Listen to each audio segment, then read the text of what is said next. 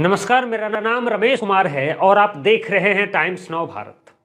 आज मैं आपके सामने दुनिया के सबसे बड़े घोटाले के बारे में खुलासा करने वाला हूं, जिसके बारे में जानकर आपके पैरों के तले की जमीन खिसक जाएगी। और बड़ा ही आसान शब्द में मैं ये घोटाले आपको समझाऊंगा। सबसे पहले मेरे पास 100 रुपये का एक नोट है, 100 का एक नोट है और इस नोट पर क्या लिखा हुआ है आप पढ़िए। आपके पास भी नोट होगा। इस पर लिखा है, मैं धारक को 100 रुपये अदा करने का वचन देता हूं। और नीचे जो है गवर्नर का दस्तखत है, रिजर्व बैंक के गवर्नर का दस्तखत है। इसका क्या मतलब है? मैं धारक को 100 रुपये अदा करने का वचन देता हूं। मेरे पास एक नेपाली रुपया है। इस पर जो लिखा हुआ है, नेपाल सरकार को जमानत प्राप्त यसको रुपये भुगतानी मंगमा एमा नेपाल राष्ट्र बैंक रुपये 5 तुरंत पाइने 6। इसका क्या मतलब है? अगर इसका मतलब सही अर्थ आप जान गए तो दुनिया में बहुत बड़ी क्रांति हो जाएगी। सबसे पहली बात कि जो ये बैंक, ये नोट जो बैंक जारी करती है रिजर्व बैंक, वो बैंक सरकारी नहीं है। बहुत लोगों को ये भ्रम है कि ये बैंक, रिजर्व बैंक जो है वो सरकारी है, लेकिन कई बार हाई कोर्ट और सुप्रीम कोर्ट ने इस बात को क्लियर कर दिया है कि यह एक कंपनी की तरह रजिस्टर्ड है। केंद्र सरकार के उपक्रम है। ये जो है केंद्र सरकार के उपक्रम है। जब कोई लिमिटेड कंपनी होती है तो वो केंद्र सरकार के उपक्रम हो जाती है। वह कंपनी होती है, वह जो है सरकार नहीं बनती है, वो सरकारी कंपनी नहीं है, सरकारी बैंक नहीं है। इस बात को भी जान लीजिए। तो इस नोट का क्या मतलब है? जैसे कि मैं आपको एक पर्ची पर, जैसे कि आप बैंक में सोना रखने के लिए जाते हैं, कुछ लोग लॉकर में जेवर रखते हैं अपने जाकर के। तो जेवर में, जब लॉकर में आप जेवर रख देते हैं, कोई सुरक्षा की दृष्टि से रख देता है, ढेर सारा जेवर होता है, तो कुछ लोग बैंक में जाके रख देते हैं। यही नोट का मतलब मैं आपको बता रहा हूं। तो जब बैंक में जेवर जाके रखते हैं तो बैंक वाले आपको प्रमाण के तौर पे कुछ तो रसीद देते होंगे कि भाई आपका इतना 10 ग्राम या 20 ग्राम या 50 ग्राम जेवर सोना जो है, ये सोना आपके, मतलब मेरे पास आपका जमा है। जब भी आप उस रसीद को लेकर के बैंक में जाएंगे तो वो बैंक वाला उस रसीद को रख लेगा और सोना आपको वापस कर देगा। जब इस नोट पर लिखा हुआ है कि मैं धारक को 100 रुपये अदा करने का वचन देता हूं, जैसे कि आप मेरे यहां कुछ चांदी रखने के लिए आए या कुछ जमा ले जाए, जमीन का, आप किसी के जमीन गिरवी रखने जाते हैं, तो वह जो है एक स्टाम्प पेपर पे लिख देता है कि मैं इतना दिन के लिए ये जमीन गिरवी रख रहा हूं। वह स्टाम्प जो है वो एक वचन पत्र है। जब भी आप पैसे लेके जाएंगे तो वह स्टाम्प को फाड़ देगा, अपने पास स्टाम्प को रख लेगा, आपकी जमीन छोड़ देगा। वह एक रसीद है, वह एक प्रमाण है।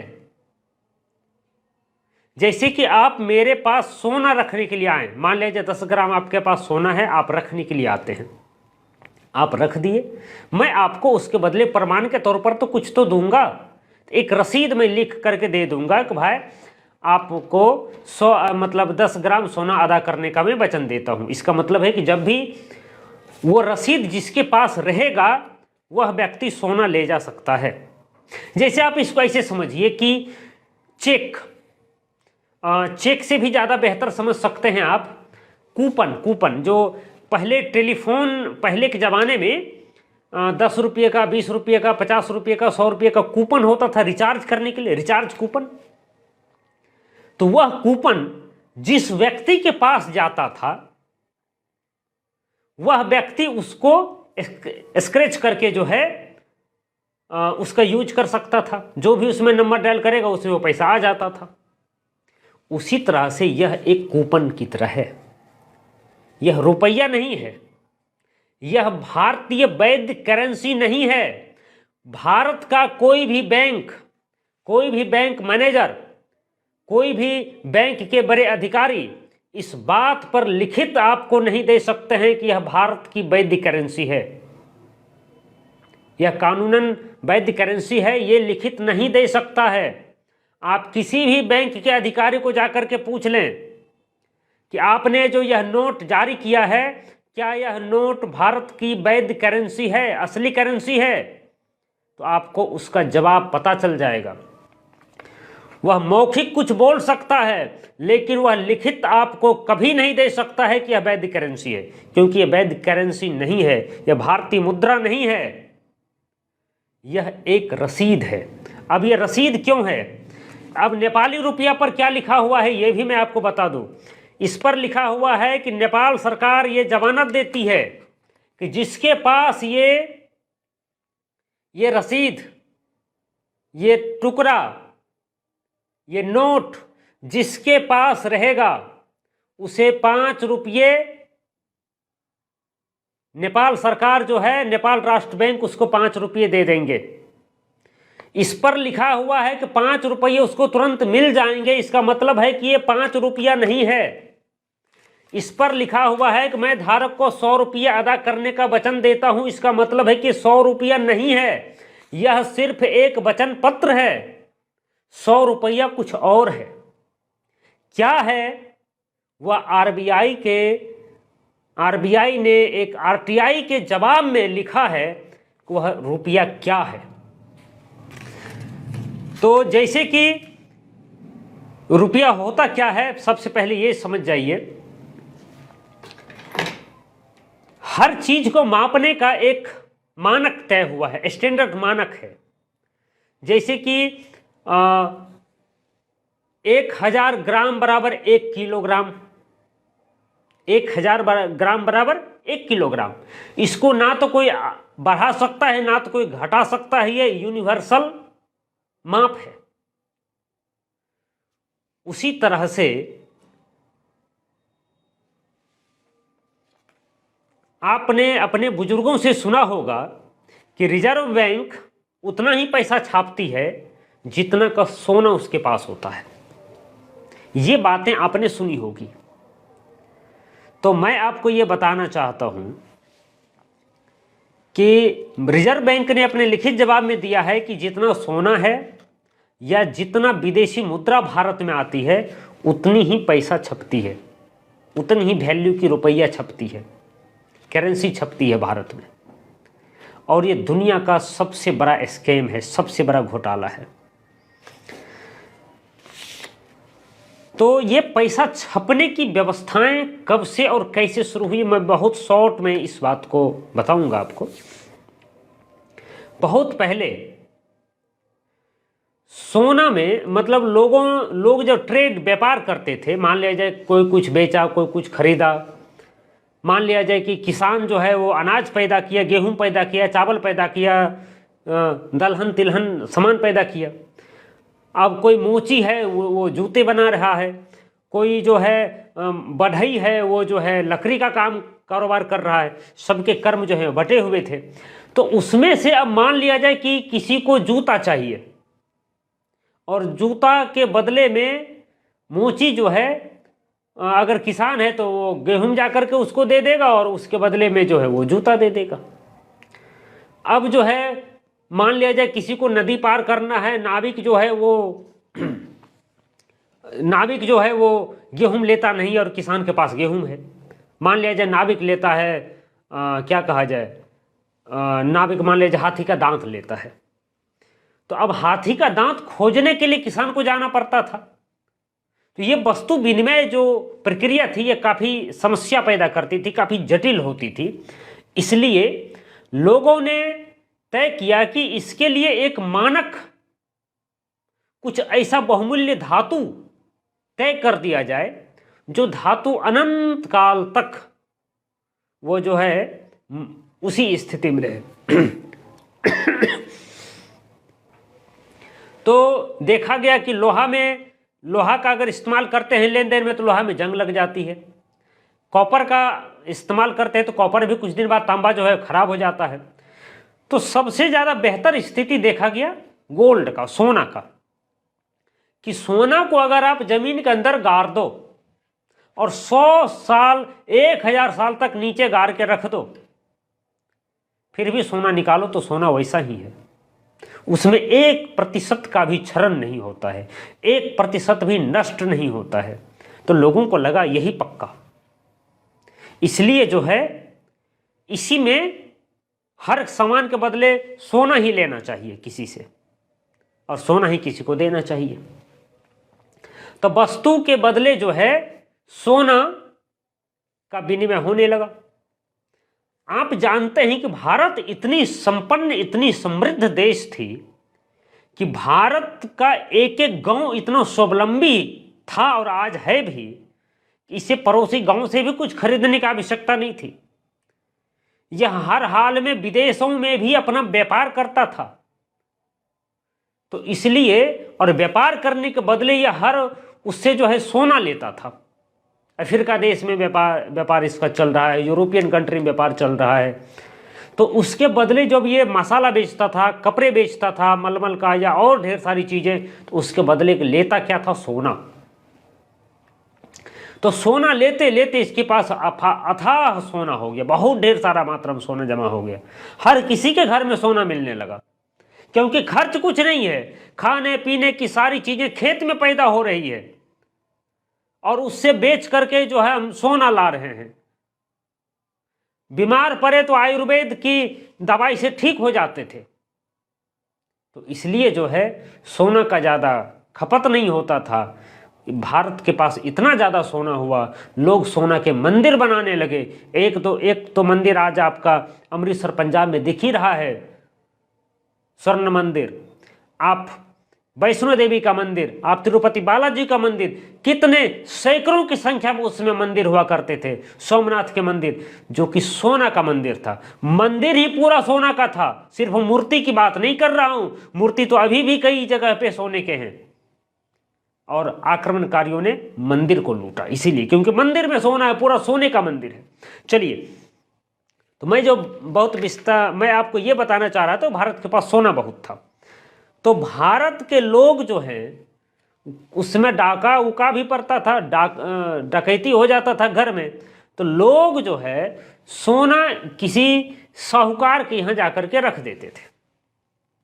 आज भी जैसे जिसके पास जेबर उबर होता है तो बहुत सुनते होंगे कि जेबर जो है वो बैंक में जाकर के रिजर्व कर देता, रख देता है बैंक में, लॉकर में। तो उसी तरह से उस समय लोग साहूकार के पास जो है जाकर के रख देते थे सोना को।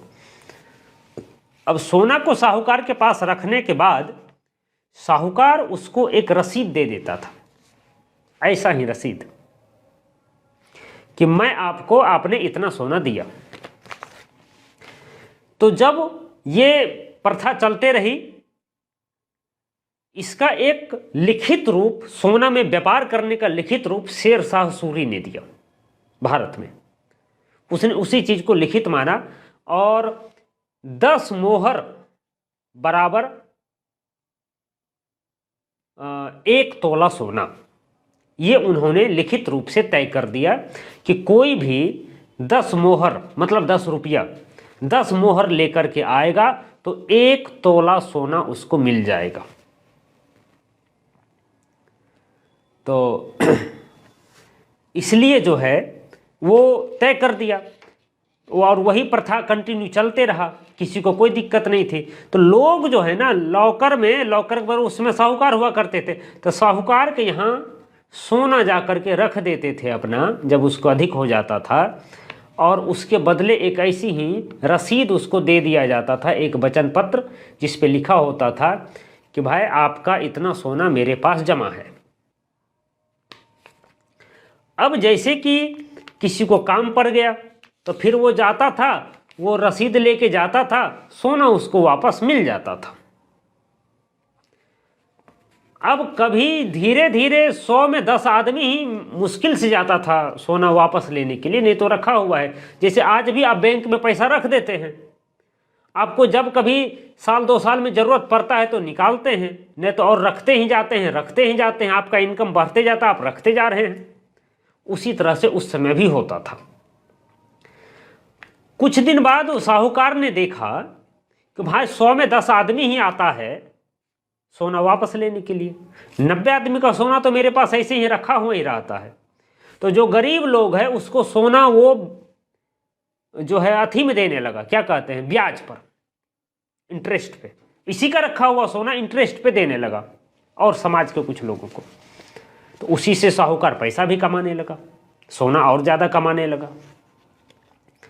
अब जो है मान लिया जाए कि किसी दिन एक व्यक्ति को साहूकार के यहाँ से सोना लेना है, 100 तोला सोना उसका जमा है, उसको लेना है और उसे मार्केट से कुछ सामान खरीदनी है।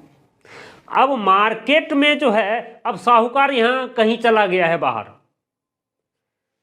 तो ये रसीद जो साहूकार देता था, उस रसीद का ये मतलब था कि ये रसीद जिसके पास रहेगा वह जाकर के साहूकार से सोना ले सकता है। जैसे अभी चेक, एक चेक जिसको भी एक नाम, सिर्फ वह ना लिखा जाए चेक पे, जिसको भी चेक काट के दे दिया जाए, जिसके भी हाथ में चेक जाएगा वह बैंक से पैसा जाके निकाल सकता है। उसी ढंग से होता था ये रसीद उसका, साहूकार का, जिस पे जैसे आज लिखा हुआ है ना कि I promise to pay the bearer the sum of 100 rupees, कि मैं धारक को 100 रुपये अदा करने का वचन देता हूँ। मान लिया 10 तोला सोना उसका जमा है तो 100 लिखा हुआ है इस पे, इसका मतलब 10 तोला सोना उसके पास जमा है। ये जाकर के जो भी व्यक्ति उसको ये 100 का ये रसीद दिखाएगा उसको 10 तोला सोना मिल जाएगा। यही नियम था। अब किसी को मान लिया जाए कि साहूकार के यहाँ से सोना लाएगा, फिर मार्केट में जाकर उसी सोना को देगा, फिर जाकर के तब जो है फिर सामान खरीदेगा। अब मान लिया जाए साहूकार 2 दिन के लिए बाहर चला गया है, तो ये हुआ कि एक काम करिए, आप रसीद ही जिससे सामान खरीदते हैं ना उसको रसीदें दे दीजिए और उसके बदले वो सामान दे देगा। वो दुकानदार रसीद लेके जाएगा साहूकार के पास और साहूकार का मोहर लगा हुआ है, साहूकार दुकानदार को सोना दे देगा। तो धीरे धीरे ये रसीद की ही प्रथा चलने लगी। जैसे कि आज बैंक में जो आप है ट्रांजैक्शन करते हैं, ऑनलाइन ट्रांजैक्शन, अब बैंक में एक आदमी ने रुपया जमा किया और उसने आपको मोबाइले में पैसा भेज दिया, तो आप मोबाइल से दुकान जाते हैं सामान खरीदने के लिए, तो बैंक से एटीएम से पैसा निकालने नहीं जाते हैं। अब दुकानदार को आप भी दुकानदार को ऑनलाइन ही पेमेंट कर देते हैं। तो दुकानदार को जब आप भी ऑनलाइन ही पेमेंट कर देते हैं और वो दुकानदार भी अगले से सामान खरीदता है तो ऑनलाइन ही पेमेंट कर देता है, तो बैंक से तो पैसा जाके निकालता नहीं, ये एक आसान प्रक्रिया हो गई। तो लोग जो साहूकार के यहाँ जाता, फिर उसके यहाँ से जो है सोना लेता, फिर उसको मार्केट में लेके जाता, ये जो इतनी प्रक्रिया थी, तो लोग रसीद ही दूसरे को दे देता था, भाई मेरे पास ये रसीद है, तुम ही जाकर छोड़ा लेना, इसके बदले मुझे सामान दे दो। तो यही चल रहा था प्रथा। तो देखा कि साहूकार की बहुत कम आदमी आने लगा सोना वापस लेने के लिए, लोग जो है रसीदे से काम चलाने लगा। साहूकार ने सोना देना बंद कर दिया और रसीद पर ही काम चलने लगा। उसके बाद अंग्रेज का शासन आया। 1885 के आसपास अंग्रेज ने तय किया, उस समय रुपया चांदी का हुआ करता था, सिक्का जो है ना वो चांदी का होता था, तो 10 चांदी के सिक्के उसको देते तो 1 तोला सोना मिल जाता आपको, यही था। तो उसने क्या किया कि बोला कि इसमें सिक्का में जो चांदी इतनी मात्रा में है नहीं, कुछ ज़्यादा रुपया छापना पड़ेगा, तो चांदी में थोड़ी सी मिलावट करनी पड़ेगी सिक्का में। तो निकेल, एल्युमिनियम निकेल मिलाया गया उस समय उसमें सिक्का में। तो कुछ अब सिक्का की वैल्यू तो घटेगी, क्योंकि उसमें चांदी की मात्रा घट गई तो सिक्का का कीमत घट जाएगा। तो अंग्रेज ने तय किया कि 15 मोहर बराबर 1 तोला सोना। जो शेरशाह सूरी का 10 मोहर वाला था वो उसको 15 मोहर कर दिया, और 15 मोहर को रजिस्टर्ड आज दिन तक यही चल रहा है मानक, कि 15 मोहर मतलब 15 सिक्के, ये जो सिक्का आप देख पा रहे हैं, ये 1 रुपये का सिक्का तो है नहीं मेरे पास, ये जो सिक्का आप देख पा रहे हैं ये 2 टका का है, 2 रुपये का। ये सिक्के बराबर 15 ऐसे ऐसे सिक्के आप लेके जाएंगे 1-1 रुपया का, तो आपको जो है 1 तोला सोना मिल जाएगा। अब उस समय तो थोड़ी सी चांदी में मिलावट की गई थी निकेल की, अब जो है धीरे धीरे से चांदी ही गायब कर दिया, लेकिन कानून तो वही रहा, कानून बनाकर के ऐसा कुछ किया नहीं गया, क्योंकि स्टैंडर्ड को आप नहीं बदल सकते हैं अब। और ये कहा गया कि अब ये जो ये जिसके पास ये नोट रहेगा, जिसके पास ये रसीद रहेगा, रिजर्व बैंक गारंटी दे रही है कि आप इस रसीद को लेकर आइए, मैं धारक मतलब जो भी जिसके पास ये रसीद है, जो भी इस रसीद को धारण करता है, मैं धारक को 100 रुपये अदा करने का वचन देता हूँ। इसका ये मतलब है कि ये वचन पत्र है, ये रुपया नहीं है, ये एक वचन पत्र है, बैंक का नोट है, एक प्रॉमिस नोट है ये, कि इस रुपया को, इस रसीद को लेकर के आप रिजर्व बैंक में जाएंगे और रिजर्व बैंक इसके बदले आपको गोल्ड देगा, सोना देगा। कितना सोना देगा? अगर आप 1 रुपया लेके जाते हैं तो रिजर्व बैंक आपको कितना सोना देगा?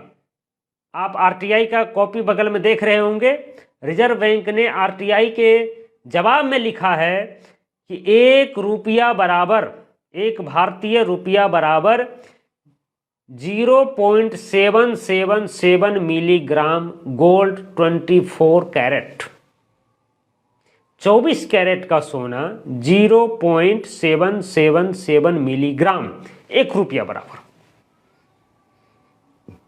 अब आप इसको ग्राम में कन्वर्ट कर लीजिए।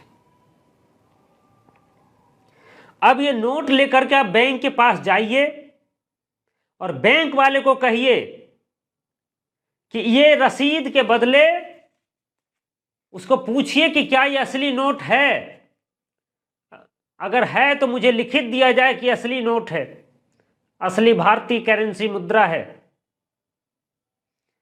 और अगर असली है तो इसके बदले मुझे, अगर ये सिर्फ नोट है, रसीद है, तो इसके बदले असली करेंसी मुझे दी जाए। आप जाकर के बैंक से मांग कर सकते हैं। मैं आपको अगले वीडियो में ये बताऊंगा कि बैंक कर्ज के दुष्चक्र में आम पब्लिक को कैसे फंसाती है। और अगर ये वीडियो आपको अच्छा लगा तो आप इसे शेयर करिए, हमारे चैनल को सब्सक्राइब कर लीजिए, वीडियो को लाइक करिए और कमेंट्स करके बताइए कि क्या ये जानकारी आपको पहले थी, क्या आप जानते हैं, और अगर आपने ये जानकारी पहली बार सुनी है तो आप इसके बारे में सर्च करिए। मेरे पास हजारों की संख्या में इसके लिए दस्तावेज है, मैंने बहुत ज़्यादा अध्ययन करने के बाद ये बातें आपसे शेयर की है। मैं बिल्कुल पूरी तरह से आश्वस्त हूँ, तभी जाकर के मैंने ये बातें आपको बताई है। यह एक रसीद है, ये रुपया नहीं है, भारतीय वैध रुपया नहीं है। कोई बैंक, एसबीआई हो, पीएनबी हो, यूनियन हो, कोई भी बैंक लिखित नहीं दे सकता है ये ओरिजिनल करेंसी है।